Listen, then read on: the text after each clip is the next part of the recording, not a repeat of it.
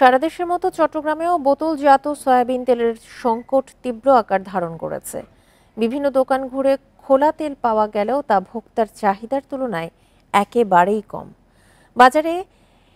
বাজারে তাই একেবারেই নেই 1 থেকে 2 লিটারের তেলের বোতল।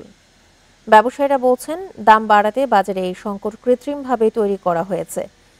এই সুযোগে খুচরা দোকানে মজুদ সয়াবিনের দাম বাড়িয়ে নেওয়া হচ্ছে বলেও জানান তারা। খাতুনগঞ্জে খোলা সয়াবিন বিক্রি হচ্ছে কেজি 160 টাকা দামে, আর 1 লিটার বোতলজাত সয়াবিনের মূল্য 164 টাকা।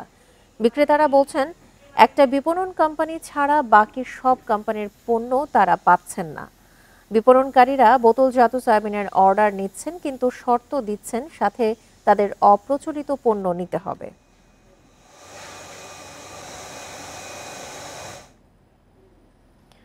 খুচরা ও পাইকারি বাজারে মিলছে না বোতলজাত সয়াবিন তেল। এই নিয়ে আরও জানাতে চট্টগ্রাম থেকে যোগ দিচ্ছেন সহকর্মী আব্দুল্লাহ রাকিব। রাকিব, আমরা যেমনটি শুনতে পাচ্ছি যে বোতলজাত সয়াবিন তেলের সংকট, এবং যদি তেল নিতে হয় তাহলে অপ্রচলিত কিছু পণ্য সাথে নিতে হবে, এমন শর্ত রেখে তেল বিক্রি করা হচ্ছে। কি অবস্থা দেখতে পাচ্ছেন? ক্রেতারা কি বলছে এই বিষয়ে, আর কারণটা কি এর পেছনে?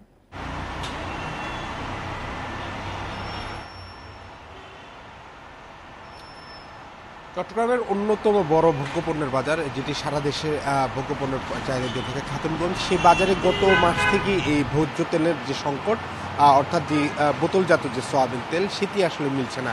এবং সেখানে ব্যবসায়ীরা যেটি আমাদেরকে জানাচ্ছেন যে তাদেরকে প্রতিষ্ঠানগুলোর তরফ থেকে এক ধরনের শর্ত জুড়ে দেওয়া হচ্ছে, ফলে যে পণ্যগুলো আসলে তাদের প্রয়োজন নেই সেগুলো তারা কিনতে বাধ্য হচ্ছেন, এবং যে পরিমাণ তারা চাহিদা দিচ্ছেন কোম্পানিগুলোকে সেই তুলনায় তেল মিলছে না। এবং প্রতিষ্ঠানগুলো থেকে বলা হচ্ছে তাদের আসলে অর্ডার নিয়ে থাকলেও তাদের সাপ্লাইটি প্রতি সপ্তাহে সেভাবে দেওয়া হচ্ছে না, ফলে এক ধরনের সংকট ইতিমধ্যেই তৈরি হয়ে গেছে। এবং ব্যবসায়ীরা যেটা বলছেন যে মূলত যে বাংলাদেশের যে কয়েকটি প্রতিষ্ঠান, অর্থাৎ কর্পোরেট প্রতিষ্ঠানগুলো এই তেলের বাজারটা নিয়ন্ত্রণ করে থাকে, এবং তারা বলছেন এই প্রতিষ্ঠানগুলো থেকে তারা বেশ কয়েক মাস ধরে আসলে সরকারকে তেলের দাম বাড়ানোর জন্য বলছেন। যদিও বিশ্ববাজারে তেলের দাম কম, কিন্তু যেহেতু খোলা তেলের দাম কিছুটা বাড়তি, ফলে তারা সেটির সাথে সামঞ্জস্য করে বোতলজাত পণ্যের তেলের দাম বাড়াতে চাচ্ছেন। কিন্তু সরকারের তরফ থেকে সেটি সায় না মেলায় এই সংকটটি তৈরি করা হয়েছে বলে ব্যবসায়ীরা মনে করছেন। এবং তারা বলছেন যে এই ক্ষেত্রে আসলে দিন শেষে ভুক্তভোগী আসলে ভোক্তারা, এবং সাধারণ মানুষ, অর্থাৎ যারা আসলে 5 লিটার বা 3 লিটার বোতল কিনতে পারে না, যারা 1 লিটারের বোতল বা প্যাক নিয়ে থাকেন, তাদের ক্ষেত্রে এক ধরনের সংকট বা এক ধরনের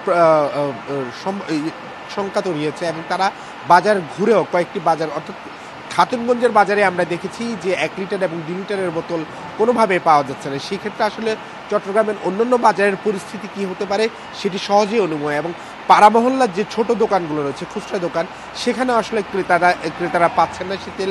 এবং ব্যবসায়ীরা যেটি বলছেন যে এই ক্ষেত্রে, বা ব্যবসায়ী নেতারাও যেটা বলছেন যে এই ক্ষেত্রে আসলে সরকার এবং মালিকপক্ষ যারা আছেন তারা একসাথে বসে একটি বৈঠক করে যদি কোনো বাজারের দাম নির্ধারণ করতে, সেটি এখন করা খুবই জরুরি। অন্যথায় সামনেই রমজান, সেই রমজানকে কেন্দ্র করে যদি এই বাজারটি আরও অস্থিতিশীল হয়ে যায়, অর্থাৎ আলুর মতো যদি এটিরও দাম বেড়ে যায়, সেক্ষেত্রে আসলে মানুষের নাবিশ্বাস অনেক বেড়ে যাবে। এবং তারা বলছেন যে চট্টগ্রামের একটি বড় প্রতিষ্ঠান এসালাম, যেটি চট্টগ্রামের প্রায় তেলের বাজারের 50% হিস্সা তারা দখলে ছিল, এবং সেটি বন্ধ থাকায় ইতিমধ্যে চট্টগ্রামের বাজারে এটির প্রকট সংকট আরও বেশি পড়েছে। এবং তারা বলছেন তারা বর্তমানে টিকে গ্রুপের কিছু তেল পাচ্ছেন, কিন্তু অন্যান্য প্রতিষ্ঠান, অর্থাৎ সেই প্রতিষ্ঠানগুলোর যে যারা আছে অল্প গুটি কয়েক, সেই প্রতিষ্ঠানগুলো থেকে যে চাহিদার যে তেল, সেই আসলে তেল তারা মিলছে না। এবং তারা বলছেন যে চট্টগ্রামের এসালামের বাজারের যে তেল ছিল, সেই এসালামের তেল তারা সহজেই বিপণন করতে পারতেন, এবং পরিবহন সুবিধা থাকার কারণে এই তেলের চাহিদাও ছিল চট্টগ্রামের বাজারে বেশি। ফলে এটির সংকট এখন একেবারে স্পষ্ট। চট্টগ্রামের খুচরা থেকে পাইকারি এবং বড় ভোগ্যপণ্যের বাজার খাতুনগঞ্জেও এই তেলের সংকট এখন চলছে। চট্টগ্রাম থেকে বোতলজাত সয়াবিন তেলের সংকট এবং এর কারণ নিয়ে জানাচ্ছিলেন আমাদের সহকর্মী আব্দুল্লাহ রাকিব।